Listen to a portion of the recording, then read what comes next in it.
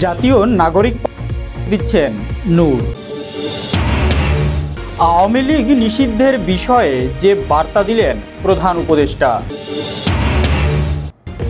ইউক্রেনে সব ধরনের সামরিক সহায়তা স্থগিত করলেন ডোনাল্ড ট্রাম্প। নতি স্বীকার জেলেনস্কির, জানালেন চুক্তি সই ইউক্রেন।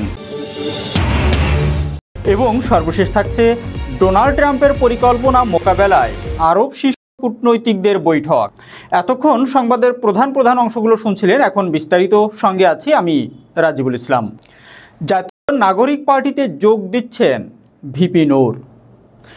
জাতীয় নাগরিক পার্টি অর্থাৎ এনসিপি এর জ্যেষ্ঠ যুগ্ম মুখ্য সমন্বয়ক আব্দুল হান্নান মাসুদ জানিয়েছেন, নুরুল হক নূর তার দল বিলুপ্তি করে এনসিপিতে যোগ দিতে চান। পাশাপাশি নূরের সঙ্গে থাকা অনেক সদস্য এনসিপিতে যোগদানের আগ্রহ দেখিয়েছেন।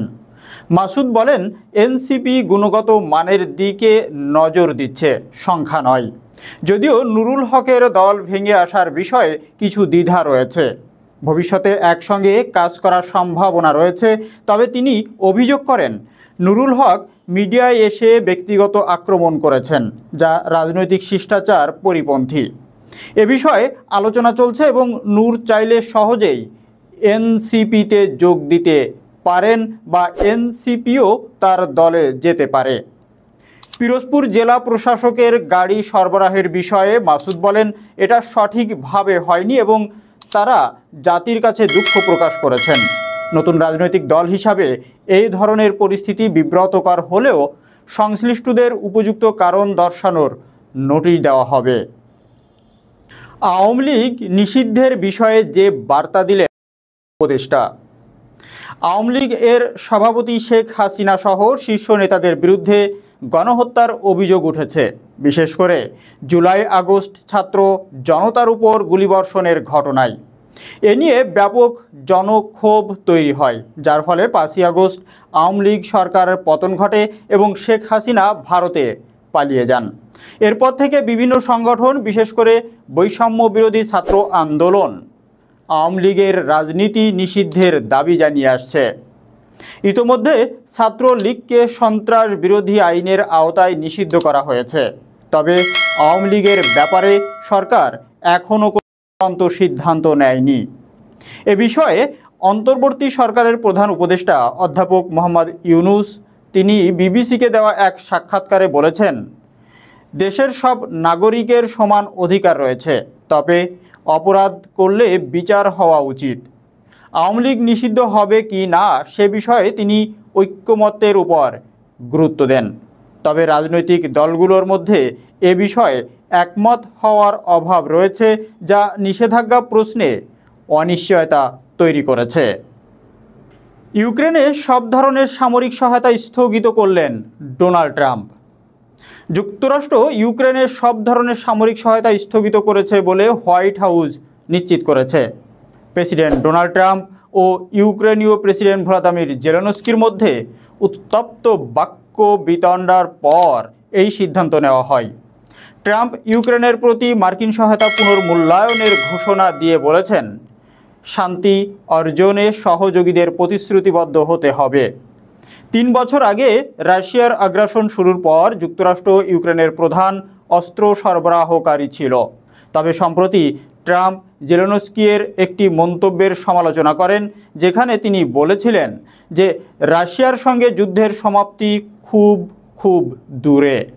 ট্রাম্প জানুয়ারিতে দ্বিতীয় মেয়াদে ক্ষমতা নেওয়ার পর ইউক্রেন নীতিতে পরিবর্তন আনেন এবং রাশিয়ার প্রতি সমঝোতামূলক অবস্থান নেন। হোয়াইট হাউসে জেলেনস্কির সঙ্গে বৈঠকে তিনি ইউক্রেনের অপর্যাপ্ত কৃতজ্ঞতার জন্য সমালোচনা করেন। মার্কিন সহায়তা স্থগিতের বিষয়ে ইউক্রেনীয় প্রেসিডেন্টের দপ্তর কোনো মন্তব্য করেনি। নতি স্বীকার জেলেনস্কি জানালেন, চুক্তি সইয়ে প্রস্তুত ইউক্রেন। গত 28শে ফেব্রুয়ারি হোয়াইট হাউসে বিরল খনিজ সম্পদ নিয়ে একটি চুক্তি করতে গিয়ে ইউক্রেনের প্রেসিডেন্ট ভ্লাদিমির জেলেনস্কি ও মার্কিন প্রেসিডেন্ট ডোনাল্ড ট্রাম্পের মধ্যে উত্তপ্ত বাক্য বিনিময় হয়। আর এতে ভাইস প্রেসিডেন্ট জেডি ভ্যান্সও জড়িয়ে পড়েন এবং এক পর্যায়ে জেলেনস্কিকে হোয়াইট হাউস ত্যাগ করতে বলা হয়। ফলে চুক্তিটি ভেস্তে যায়। কিন্তু কয়েকদিনের মধ্যে জেলেনস্কি সুর নরম করেন এবং জানান ইউক্রেন এখনও যুক্তরাষ্ট্রের সঙ্গে এই চুক্তি সই করতে প্রস্তুত। 2 মার্চ লন্ডনে ইউরোপীয় নেতাদের সঙ্গে সম্মেলন শেষে তিনি বলেন, অতীতের ঘটনা ভুলে তারা গঠনমূলকভাবে এগিয়ে যেতে চান এবং তিনি বিশ্বাস করেন যুক্তরাষ্ট্রও চুক্তির জন্য প্রস্তুত। জেলেনস্কি আরও বলেন, ট্রাম্পের সঙ্গে সম্পর্ক পুনরুজ্জীবিত করা সম্ভব এবং তার প্রশাসন ইউক্রেনের প্রতি সহায়তা বন্ধ করবে না। তিনি স্বীকার করেন যে ইউক্রেন যুক্তরাষ্ট্রের সাহায্যের উপর নির্ভরশীল এবং তারা স্বাধীনতা ও মুক্তির জন্য লড়াই চালিয়ে যাবে। ডোনাল্ড ট্রাম্পের পরিকল্পনা মোকাবেলায় আরব শীর্ষ কূটনৈতিকদের বৈঠক।